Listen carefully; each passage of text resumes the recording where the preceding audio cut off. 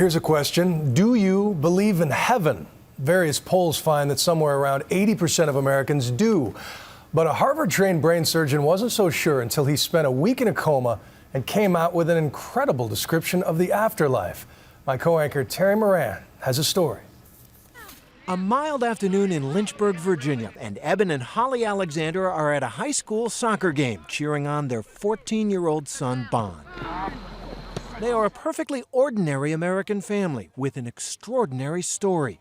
They have been touched by a medical miracle and maybe more. I mean, it was impossible after impossible after impossible. Eben Alexander, a Harvard-trained neurosurgeon who was a skeptic when it came to religion, survived a near-death experience, and he now carries the memory of what he says was a journey to heaven, a journey that all his scientific training cannot explain.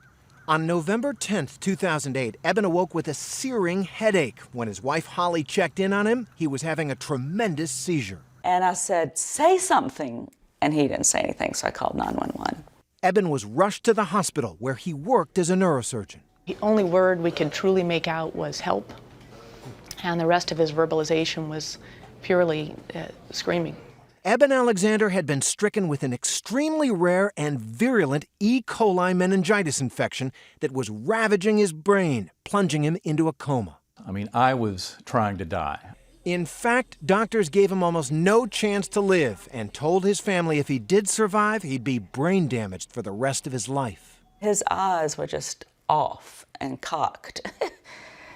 It was just like no one was there. Eben believes Holly is right. He wasn't there. Did you go to heaven? Yes. I mean, in every sense of the word, that's what my experience showed me. His first recollection, he says, was being a speck of pure awareness in a dark and murky underworld.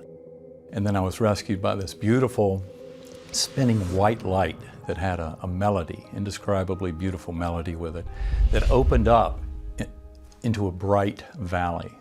Just an incredible, rich, ultra-real world of indescribable complexity. God was there, he says, and he encountered him through an orb of brilliant light.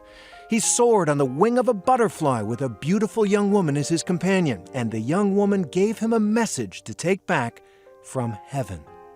You are loved, you are cherished, there's nothing you have to fear, there's nothing you can do wrong. It's a beautiful vision, but heaven?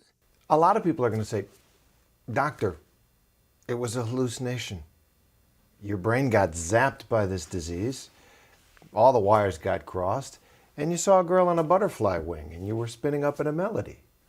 I know this was not a hallucination, not a dream, not what we call a confabulation. I know that it really occurred, and I know it occurred outside of my brain. So basically, But how? How can he even suggest that, much less claim that his experience is proof of heaven, as he's called his new book?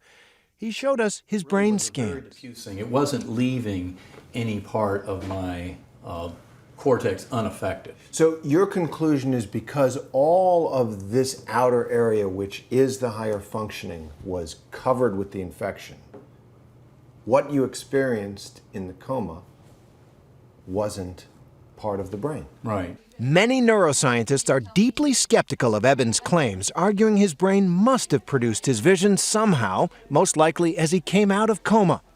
But something else happened.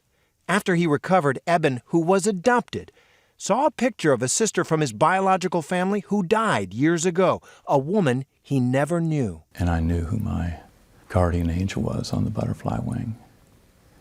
It was the most profound experience I've ever had in this life.